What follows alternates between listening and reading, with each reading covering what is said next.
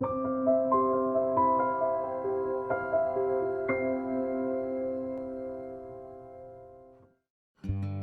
Shoes for Kenya project started with our desire to visit an orphanage at Springs of Hope, Kenya, that our church is affiliated with. And when we went to our first meeting and talked with Molly, the director of the orphanage, we asked what the greatest need was in Kenya. And she said it's always shoes. With 45 children living at the orphanage, shoes is an ongoing need. From there, Maddie took it upon herself to put the wheels in motion. The shoe drive started with the Builders Club because at the time I was in Builders Club, Student Council, and CCN, the Carwise News Crew, and I thought about doing the shoe drive, and I was like, well, first the Builders Club would be the club to go to, Student Council might be a club to help out with, and CCN would get the publicity I need to get the shoes in.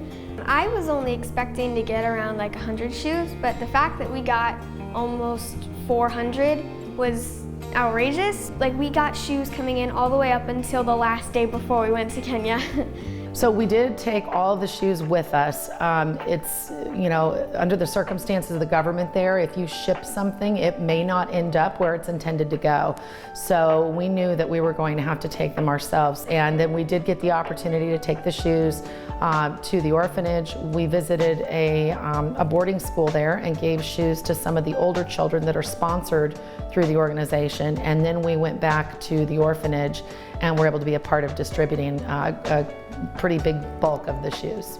The best thing about the trip was handing out the shoes and just being at the orphanage. The first thing that happened when we got there was all these kids sang a song, and they gave us flowers and hugged us, and they didn't even know we brought shoes.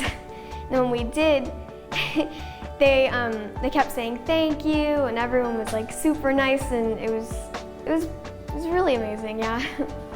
You know, what was really neat was the fact that most of these children have never had an opportunity to shop. So we took these shoes and we placed them out on tables and grouped them by size, and then we brought, you know, 3 or 4 kids over at a time, and they had the opportunity to look and pick what they liked and then sit down, try them on. Some of the kids immediately wanted to take those shoes and put them away.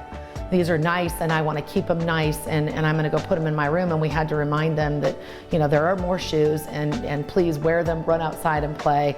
But it was amazing to see. Being with a lot of the kids there and the people there, it gives you a better definition of like caring and stuff. Even when we went to the people's houses in the landfill, and some people's houses were like sheets of metal and like plastic and stuff, but then like they still wanted you to come in and sit down, and everybody like was just like, everyone was nice, and everyone was like very open and generally caring and kind and nice.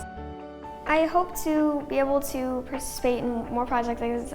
It's fun to, you know, help out and know that those people are having it a little bit easier, you know.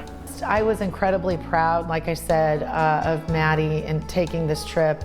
She formed some really good relationships with these children, and one of the things that she said to me most recently that made a big impact on me was, she said, you don't just go to Kenya and leave. You don't go there and meet all those children and then never go back or forget. And it's not about coming home and realizing what you have or how grateful you are, as much as it is realizing that there's so much more we can do for the children living in Kenya.